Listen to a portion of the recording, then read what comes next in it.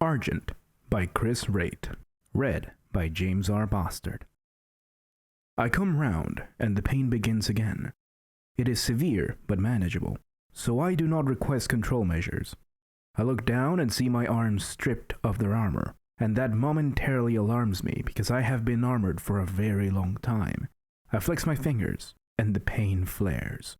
Both my forearms are encased in flexplast netting, wound tight, and there are spots of blood in the synthetic fabric. For a moment I look at the dark fluid as it spreads in spidery, blotted lines. My wounds will take a long time to heal, even with the assistance of the Medicaid staff, and that is frustrating. I realize that the drugs I was given have dulled my senses, and I blink hard and flex my leg muscles and perform thought exercises to restore mental agility. I take in my surroundings. I am in a cell made of metal floors and metal walls, perhaps 5 meters by 6. A single lumen gives off a weak light, illuminating a narrow desk and an even narrower cot on which I am lying. The blankets are damp with sweat and tight to my body. I guess that I am back in the Order command post beyond the Dravaganda ridgeline. I consider whether I am strong enough to move, and place my hands on the twin edges of my cot. Pushing against the metal tells me that I am not. The bones are still broken and incapable of supporting my weight. I could, perhaps, swing my legs around and stand, though. I would prefer to keep moving, to get my blood flowing again. I am not a child to be protected. I am a grown woman, an interrogator of the Ordo Hereticus, a warrior. But I do not move, for the door slides open and my master enters. I can tell it is him even before the steel panel shifts, for his armor hums at a pitch I recognize. I believe that he could have chosen to have the telltale Audex volume reduced, but he sees no use for stealth and sees many uses for a recognizable signature. To know that he approaches is a cause for dread, and I have witnessed the effect often during actions on terrified subjects. A part of me dreads his coming too.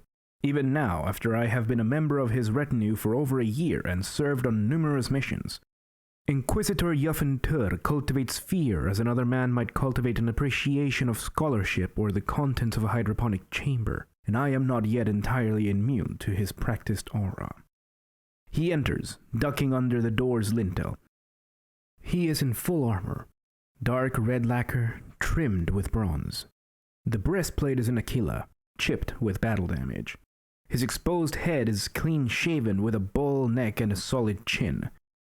His eyes do not make a connection with me. As ever, he does not focus, as his thoughts are at least partly elsewhere. A man like Tur is always giving consideration to the unseen. "Awake then, Spinoza," he grunts, standing before me. I attempt to salute, and the pain makes me wince. "Don't bother," he says. "You'll be useless to me for another week. Just tell me what happened." "On Forfoda?" I ask, and immediately regret it. My wits are still slow. "Of course on bloody Forfoda," Tur growls. "You're in bed, both your arms are broken, you're a mess. Tell me how you got that way." I take a deep breath and try to remember. First, though, I must go back further. I must recall the briefing on the bridge of the Leopax, Tur's hunter-killer. This is only one of the vessels under his command, and not the largest. By choosing it, he is sending a signal to the other Imperial forces mustering at Forfoda. This world is not the greatest of priorities for him. He has other burdens to attend to, but he deigns to participate in order to reflect the Emperor's glory more perfectly and with greater speed. Tur does not place great store on courtesy, and I admire him for this. He knows his position in the hierarchy of Imperial servants, and it is near the top. One day I aspire to command the same level of self-belief, but know that I have some way to go before I do so. We assemble under the shadow of his great Auslight command throne. Myself, the assassin, Kled, the captain of stormtroopers, Branad, the servant, Ix, and the Hierophant, Werefol. In the observation dome above us, we can see Forfoda's red atmosphere looming, and it is easy to imagine it burning. Tur himself remains seated as we bow, one by one. He does not acknowledge us, but rubs his ill-shaven chin as flickering lithocasts scroll through the air before him. "They're torching everything," he says in due course. Damned animals. I stiffen a little. He is not referring to the cultists who have brought this world to the brink of ruin, but to the angels of death who are now hauling it back to heel. I do not find it easy to hear those blessed warriors described in such terms, as used as I am to Tur's generally brusque manner. When I first heard that we would be in theater with the Imperial Fists, I gave fervent thanks to him on Terra, for it had long been a dear wish of mine to witness them fight. But my master is correct in this, of course. If we do not extract the leaders of the insurrection for scrutiny, then we miss the chance to learn what caused it. I'll take the Primus Complex, Tur says, squinting at a succession of tactical overlays. We need to hit that in the next hour or it'll be rubble. Branad, you'll come too, and a purgation squad. I am surprised by that. Tur has been insistent for months that I develop more experience in conventional combat, and I had expected to make planetfall with him. He is concerned that my reactions are not quite where they should be, and that I am at risk of serious injury, and so I have pursued my training in this area with zeal. He turns to me. You'll take the secondary spire. They're scheduled to hit the command blister in 3 hours. Go with them. See they do not kill the target before you can get to her. I do not hide my surprise well. By your will, I say, but my concern must have been obvious, for Tur scowls at me. Yes, you'll be alone with them, he says. Is that a problem? Do you wish for a chaperone? I am stung, and suspect that I blush. No problem, I say. You honor me. Damn right, he says. So don't foul it up. The target is the governor's adjutant, Nayao Servia, whom our intelligence places within the secondary spire complex. Her master is holed up somewhere in the central hub, defended well, and thus Tur is correct to devote the majority of his resources there. I cannot help but think that my assignment is more about testing me than utilizing our experience optimally. That is his right, of course. He wishes me to become a weapon after his own design, and in the longer run, that goal honors the Emperor more than the fate of a single battlefront. So I ought to be thankful, and I attempt to remember this as I take my lander down through Forforda's red methane atmosphere towards my rendezvous coordinates. I do not know how Tur arranged it. He tells me only what I need to know, but he has persuaded the warriors of the Adeptus Astartes to let me accompany them, and that is testament to the heft his word carries here. Accompany, though, is a misleading word. I am to serve my master's will in all things, and his will is that Servia is taken alive. I do not yet know how the Imperial Fists will react to this, and on the journey over I catalogue the many factors weighing on an unfavorable outcome. I am mortal. Worse, I am a woman. Worse still, I am a mere interrogator. None of these things are destined to make my task with these particular subjects easy, which is no doubt what Tur intended. We make planetfall and boost across the world's cracked plains towards the forward positions. In order to divert my mind from unhelpful speculation, I look out of the viewer points. I see palls of burning promethium rising into the ruddy clouds above. I see the hulks of tanks smoldering in the rat wastes between spires. I see the northern horizon burning, and feel the impact of shells from the Astra Militarum batteries. This front is heavily populated by both sides. There must be many hundreds of thousands of soldiers dug in. A full advance would be ruinous in both human and equipment terms, so I am sure the commanders back in the orbital station would prefer to avoid it. My transport touches down on a makeshift rockreed plate set out in the open, 10 kilometers behind the first of our offensive lines. I checked my armor seal before disembarking. Ix told me with some relish that I would last approximately 10 seconds if I were to breathe Forforda's atmosphere unfiltered. Only in the enclosed hives can the citizens exist without rebreathers, and their artillery barrages have compromised even that fragile shell of immunity. I give my pilot the order to return to the Leopax and make my way towards a low command bunker. On presentation of my rosette, I am waved inside by a mortal trooper in an atmosphere suit. His armor's trim is gold, and he bears the clenched fist symbol of the chapter on his chest. Just catching sight of it gives me a twinge of expectation. I am shown inside by more armored menials, and taken to a chamber deep underground. I enter a crowded room, dominated by 6 warriors in full Adeptus Astartes battleplate. They are as enormous as I expected them to be. Their armor is pitted and worn, betraying long periods of active service, and it growls with every movement, a low, almost subaural hum of tethered machine spirits. Intelligence has already given me their names and designations. 4 are Space Marines of a Codex Standard Assault Squad, Battle Brothers Travix, Movrin, Pelias, and Alentar. The 5th is a Sergeant, Cranach. The 6th is far more senior, a chaplain named Erastus, and I immediately sense the distinction between them. It is not just the difference in livery. The chaplain is arrayed in black against the other's gold, but the manner between them. They are creatures of rigid hierarchy, just as you would expect, and their deference to Erastus is evident. As I enter, they have already turned to regard me, and I look up at their weather-hammered, scarred faces. The chaplain's is the most severe, his flesh pulled back from a hard bone structure and his bald head studded with iron service indicators. "Luz Espinosa," Erastus says, his voice a snarl of iron over steel. "Be welcome, acolyte." "Interrogator," I say. It is important to insist on what rank I do have. Cranach, the sergeant, looks at me evenly. I sense little outright hostility from the others. Irritation, perhaps, and some impatience to be moving. "Your master cares little for his servants," Erastus says, "to place them in harm's way so lightly." "We're all in harm's way," I say.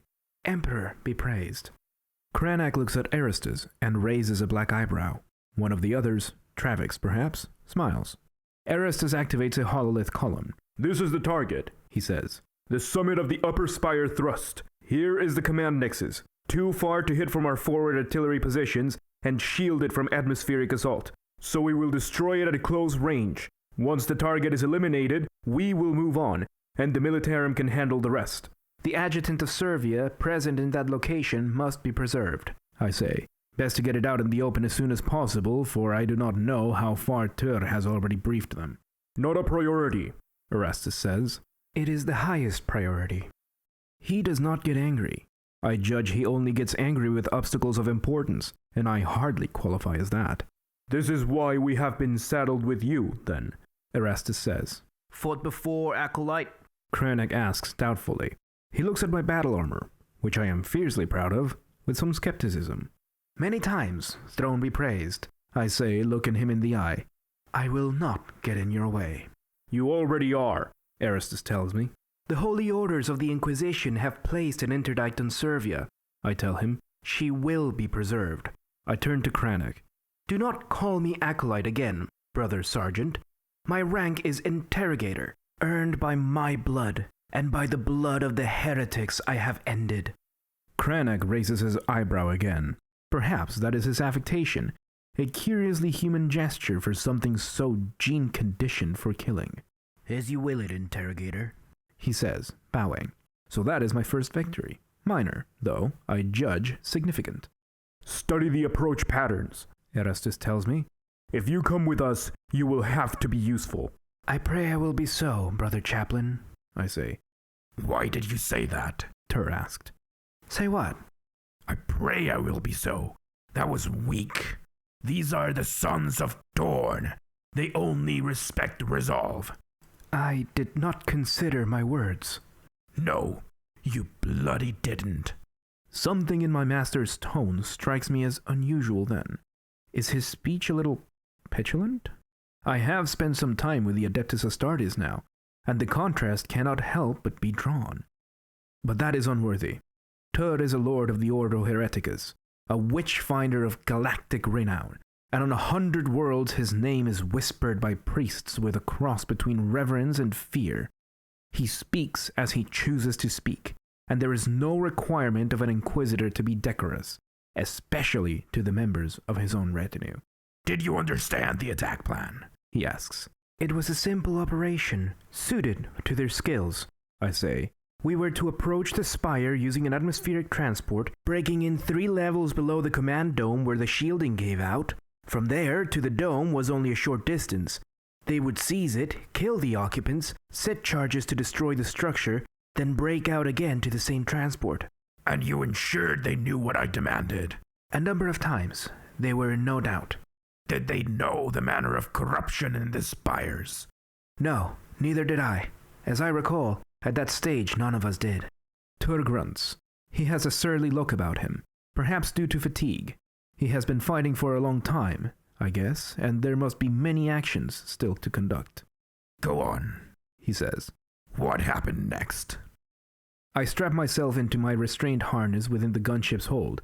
Set beside the Space Marines, I feel ludicrously small, even though my armor is the equal of any in the Order Hereticus, and has performed with distinction in 100 armed engagements on a dozen worlds. We are transported in a mid-range assault gunship, an Imperial Fists Storm Eagle. The entire squad is assembled within its hold, and the craft is piloted by 2 of their battle brothers whose names I am never given. The Space Marines do not volunteer much information, which suits me, as I am used to that. We take off amid a cacophony of engine noise, and the entire craft shakes up atop its thrusters downtrot. The machine is heavily built, a mass of ablative plates and weapon housings, and so enormous power is required to lift it. Once moving, however, the speed is remarkable, and we are soon shooting across the battlefields. I patch in an external visual feed from the craft's Auspex array, and see the war-blackened spires rush towards us. The plains below are scarred by mortar impacts, their rock plates burned and broken. Our target becomes visible, a slender outcrop of burning metal, jutting high above the rad wastes like some sentinel monument. I turn my attention to my companions. Erastus is silent, his skullface helm glinting darkly under the glimmer of strip lumens. He holds his power maul two-handed, its heel on the deck. My eyes are drawn towards it. It is a magnificent piece, far too heavy for a mortal to lift, let alone use. It has a bone casing, scrimshawed with almost tribal savagery, and its disruptor unit is charred black. Cranach is reciting some oath of the chapter, and I do not understand the words. I assume he uses the vernacular of his own world. Mavrin has taken a combat blade and is turning it under the lumens, checking for any hint of a flaw. They are reverent, these warriors, and I find their sparse dedication moving. In my vocation, I am frequently presented with sham piety or outright heresy, and it is good for the soul to see unfeigned devotion. "Vector laid in," comes a voice from the cockpit, and I know then the assault will begin imminently. "Prepare to disembark." I tense, placing my gauntlet over my last pistol's holster. It is a good weapon from a fine house of weaponsmiths, monogrammed with the sigils of the Order and fashioned according to the Akatran pattern, and yet it looks painfully small set against the bold pistols and chain swords of my companions. The Storm Eagle picks up altitude, still traveling fast, and we are rocked by incoming fire. The lumens are killed and the hold glows a womb-like red. I begin to wonder at what point our suicidal velocity will begin to ebb, and only slowly realize that it will not be until the very point of ejection. The pilot slams on air brakes hard, jamming me tight against my restraints. The Space Marines are already moving. They break free and charge across the bucking deck plates with astonishing poise, given their immense weight. I join them just as the forward doors cantilever open and the flame-torn atmosphere howls in. The gunship is hovering just meters away from a vast hole torn in the edge of the spire, and last fire surrounds us in a cornet of static. Erastus is the first across the gap, leaping on power armor servos and landing heavily amongst broken metal structures. The rest of the squad jumps across, until only I remain, poised on the edge of the swaying gunship's gaping innards. I look down and see a yawning pit beneath me, falling and falling, streaked with flame and racing gas plumes. That is a mistake, and my heart hammers hard.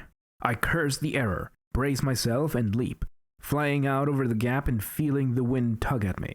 I land awkwardly, dropping to all fours amid the tangle of blown rockreed and metal bars. By the time I right myself, the Imperial Fists have already lumbered further in, their bolt pistols drawn and their chainswords revving. The gunship pulls away, strafed with lines of last fire, and the backwash from its engines nearly rips me clear from the spire's edge. I run hard, leaping over the debris. My breath echoes in my helm, hot and rapid. I have to sprint just to keep up with the assault squad, who are moving far faster than I would have guessed possible. They are smashing their way inside, breaking through the walls themselves when they have to. making the corridors and chambers boom and echo with the industrial clamor of their discharged weapons. By the time I get close again, I can see their formation. The 4 battle brothers are firing almost continuously, punching bloody holes through an oncoming tide of 4-foot troopers. Krennic carries a combat shield, and uses that in conjunction with a power fist to bludgeon aside any of them that get in close. But it is Erastus who captivates me. He is roaring now, and his voice is truly deafening, even with my helm's aural protection. His movements are spectacular, almost frenzied, and he is hurling himself at the enemy with an abandon that shocks me. His power maul is a close combat weapon, and it blazes with golden energies, making the cramped spire interior seem to catch fire. I am firing myself now, adding my last bolts to the crashing thunder of bolt rounds. I do some small good, hitting enemy troops as they attempt to form up before the onslaught, but in truth I do not augment the assault too greatly, for its force is entirely unstoppable. A juggernaut of power armor that jolts and horrifies in its speed and overwhelming violence. It is all I can do to keep up, and I struggle to do that, but at least I do not slow them. By the time we have cut and blasted our way to the target location, I am still with them. It is another small victory to add to the tally, though I can take little pleasure in it. I see the approach to the command dome beckon, a long flight of white stone steps, overarched with gold. I hear more gunfire, and glimpse movement from within, many bodies racing to meet the challenge. At that stage, all I think is that the defenders' bravery borders on madness, whatever foul creed they have adopted, for they are surely doomed to die quickly. I do not know what we will meet inside, though. We have not got that far yet. You did not contribute much, Tur says. I did my best. Did they wait for you to catch up? No. My master looks down at my broken arms, my blood-mottled bandages, and the heavy shadow of disappointment settles on his unforgiving face. It might have done you some good, he says, just to witness them. It did, I say. They're crude things, the Adeptus Astartes, Tur says. Don't believe the filth preached by the Ministorum. They're not angels. They're hammers. They crush things, and so we use them as such. Never forget that. I will not. And yet, I find his words lacking again. The warriors had not been crude, at least not in the way he meant. They were direct, to be sure, but there was an intelligence to their brutality that could be detected up close. They were incredibly destructive, but only as far as was required by the task. I almost tell Tur, then, what I thought had gleamed from that episode, that their viewpoint may have been narrow, targeted solely on a limited set of military objectives, but within that ambit they were more impressive than any breed of warrior I had ever served with. Since entering the Ordo, I have willingly embraced the diversity of our calling, its stark compromises and the necessity of working with flawed and labyrinthine political structures. I have accepted this, and learned to use the knowledge to my advantage and to the advantage of the throne. But, for all that, when I saw the Angels of Death in action, and observed the purity of purpose they embodied, and reflected that the Emperor himself had created them for this reason and no other, a faint shadow of jealousy had imprinted itself on me. I am not proud of this. My vow is to eradicate it, lest it divert from the tasks I will have after Forfoda, but I cannot deny that it is there, and that it must demonstrate some kind of moral truth. You entered the command dome with them, Tur presses. I did. I was with them at the end. He looks down at my shattered limbs, then up at my face again. Go on then, he says. Erastus is the first one into the command dome. He is still roaring, in high Gothic now, so I fully understand what he is saying. For the glory of the Primac Progenitor, he cries. For the glory of him on earth. In isolation, those battle shouts may seem bereft of much purpose, a mere expression of aggression that any thug from an Underhive gang could match. But that is to misunderstand them. The volume generated by his augmenters is crushing, and it makes masonry crack and the air throb. The echoing, overlapping wall sound is almost enough itself to grind the will of our enemies into dust. The effect on his battle brothers is just as profound, though opposite. They are roused by their chaplain's exhortations to further feats of arms, such that they fight on through an ages of audio shock, a rolling tide of sensory destruction. I am caught up in it myself, despite my status as an outsider. I find myself crying out along with the chaplain, repeating the words that I recognize from the catechism where they occur. "For the Emperor!" I shout as I fight. "For the throne!" And yet, I am still appalled at what I witness. We have been misled, all of us, and did not understand the degradation that had been visited on Forfoda. Until then, we had been fighting human normal troops, carrying standard weaponry, and our intelligence had told us the insurrection was of political nature. I now see that this is a front, and that the extreme corruption has come to this world. Among the standard troops there are now bloated and diseased things, their organs spilling from their flesh, their weapons fused to their limbs in webs of glistening cables. I wish to gag, but I am surrounded by those who will not hesitate, who have made themselves impervious to horror. They tear through these new enemies, and I see their churning blades bite into unnatural flesh. That fortifies me, and I fight on, taking aim at creatures with lone, baleful eyes and swollen, sore-crusted stomachs. For the first time, we are tested. The command dome is crowded with these nightmare creations, and they come at us without fear. The air tastes like supportation, and there are so many to slay. I stay close to Erastus, whose fortitude is undimmed. My last pistol is close to overheating now, and I reach for my combat knife, though I do not think it will serve well against these things. The situation blinds me to the objective, and for a moment I am fighting merely to avoid annihilation. But then I see her for the first time. Niau Servia, recognizable from Tur's vidpics, cowering among the capering fiends she has unleashed. She is obese, her lips cracked, her cheeks flabby with sickness. So I see that she has reaped the rewards of her betrayal. Lines of black blood trace a pattern down her neck, and I do not wish to speculate where it has come from. Kranich is fighting hard, using his shield and powerful fist to great effect. His squad members work for one another, covering any momentary weakness of their brothers, carving into the horde of decay as a seamless unit. I see Peleas go down, dragged into a morass of fluids by 3 pus-green mutants, and the others respond instantly, hacking their way to his side. They are selfless, a band of soul brothers, trained from boyhood to keep one another on their feet and fighting. It is then that I know they will prevail, for the enemy has none of this.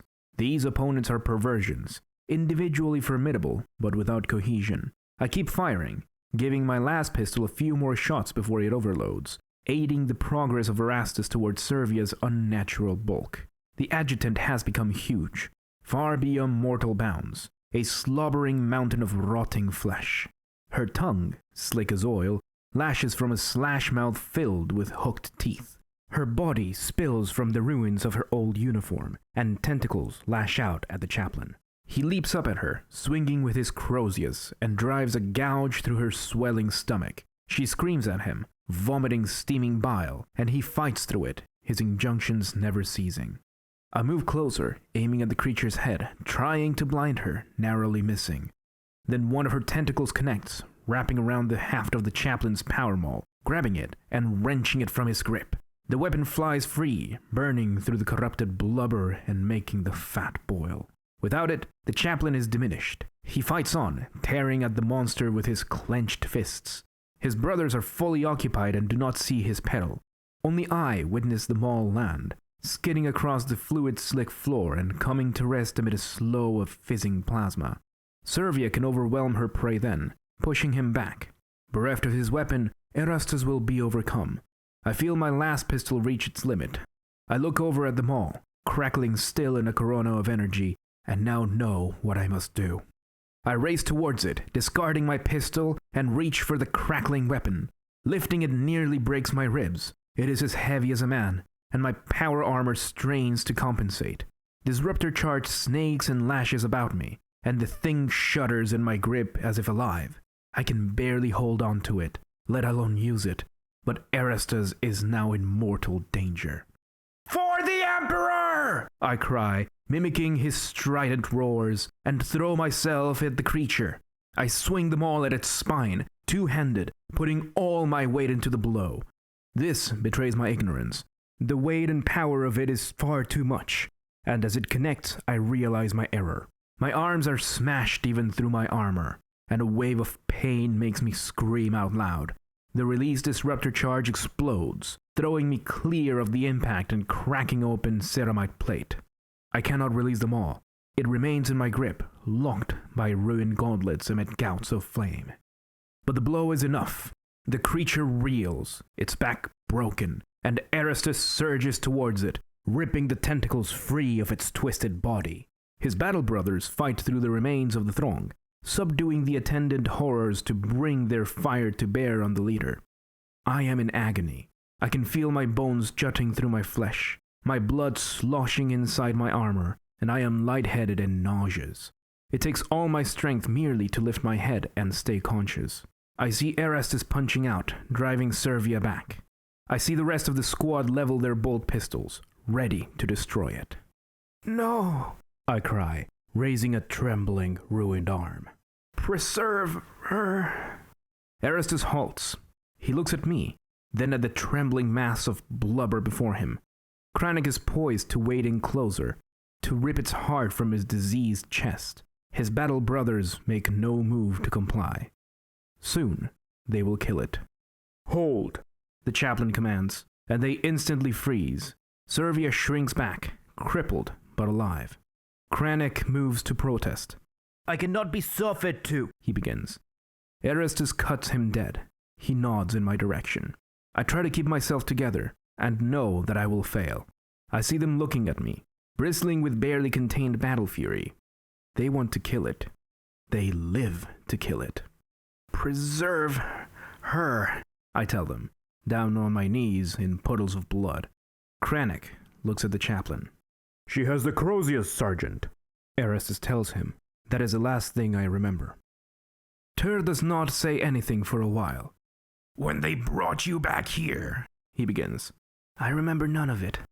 He nods, thinking. "They didn't tell me everything." I do not think they speak of their battles, I say. "No, maybe not." He is struggling for words now. I do not know if he is proud to learn what happened, or maybe disappointed. Tur has always found castigation easy. It is his profession, but praise comes less naturally. "You did well, then," he says eventually. "The subject is on the Leopax, and I'll speak to her soon. She'll regret being alive. I'm not in the mood to be gentle." When is Tur ever in that mood? I might smile, but the pain is still prohibitive.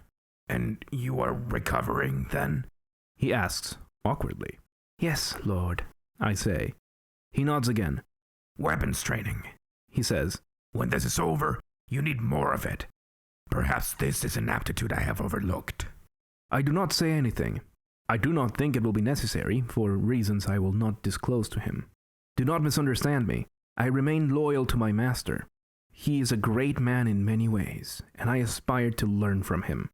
One day, in the far future, my ambition is to be as devoted a servant of Terra as he has been, and to have a reputation half as formidable.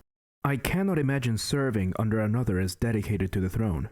Indeed, I find it hard to imagine serving under anyone else at all.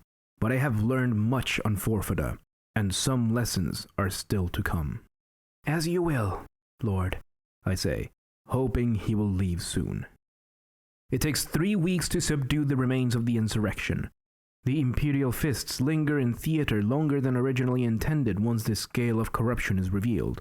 Many of the spires are destroyed wholesale, and many millions of survivors are deported in void haulers, ready either for slaughter or mind-wiping. Our strategos estimate it will take months to purge the world, and that the Ministorum will be required to maintain scrutiny for decades after that. But it has been retained, and its forges and its manufactoria remain ready for use by the Holy Imperium of Man. I take much satisfaction in that. Once my arms heal, I begin the process of regaining strength. I take up my duties as fast as I am able. Tur does not visit me again, for he is detained with many cares. Ix tells me that Servia's testimony was instrumental in the recapture of the industrial zones north of the spires, and that gladdens my soul. Near the end, I have the visitor I have been expecting. He also does not have much time, so his presence here honors me. When Erastus walks into the training chambers in the Dravaganda command post, he seems more gigantic than before. His armor is a little more worn. his angular face carrying an extra scar, but the energy in his movement is undiminished. Interrogator, He says, bowing. I would have come sooner, but there were many calls on us. I bow in return. It is good to see you, Lord Chaplain, I say. I noticed then that he carries his power maul. The thing he called a Crozius. It looks different to me, smaller, as if cut down somehow. Perhaps I damaged it. I know how much the warriors of the Adeptus Astartes venerate their weapons, and so the thought troubles me. This is Argent, Erastus says, hefting the heavy piece as if it weighs nothing. It has been in the chapter for 1,000 years. For an outsider to handle it, even to touch it, earns the wrath of us all. He is still severe. Perhaps he knows no other way to be. I did not know, I say, wondering why he has come here to tell me this. We protect that which is precious to us, he says. But we also understand what is truly significant. Take it, and observe what has changed. I receive them all again, and then see truly that it has been heavily adapted. It is shorter, lighter, its power unit truncated and the bone casing modified. Even then I struggle to hold it steady, and my armor-encased arms ache. Why have you done this? I ask. Because it is yours now, he says. I cannot believe it. I move to give the weapon back, unable to accept such a gift. If you spurn the offer, Erastus warns me, it will be a second insult, one I will not overlook. I look down at the Crozius. The detail on its shaft is incredible. It is a thing of beauty as well as power. The gesture overwhelms me, and I do not have the words for it. You do me too much honor, I say at last, and it seems like a weak response. I have only just started, he says, standing back and regarding me critically. You hold it as if it were a snake. Grip the handle loosely. I will show you how to bear it without breaking your bones. It is then that I know why he has come. He will instruct me in how to wield it, and I understand then that it will henceforth become my own weapon, the one I shall carry in preference to all others. It will hurt. I will damage the healing process by doing this. Tur will be angry, for he desires me back in service within days. None of that matters.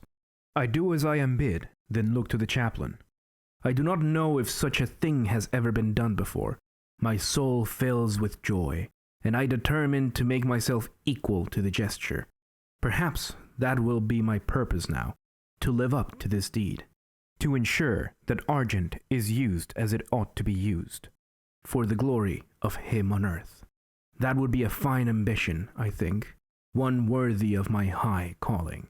Show me, I say, hungry for the knowledge. Hey, thank you very much for listening to my first ever audiobook. This was from Lords and Tyrants, a collection of short stories in the Warhammer 40k universe. Please do support the original works by purchasing your own copy from Black Library. I may own the rights to the performance, but the book is theirs. If you like this, please let me know by leaving a like and posting a comment. Any feedback is appreciated, for I have much to learn on this field. Let me know if there are other stories you'd like for me to cover. I'd love to get on to the next story in this book. Also, share this around. Maybe you know someone who might enjoy listening to this. If you'd like to keep up with me, feel free to join the Discord, subscribe to the YouTube channel, follow the Instagram, follow the Twitter, follow the Twitch channel, etc., etc. That's where you can catch up with me. Thanks in advance for your support and feedback, and I hope I can make another one of these soon. Goodbye for now.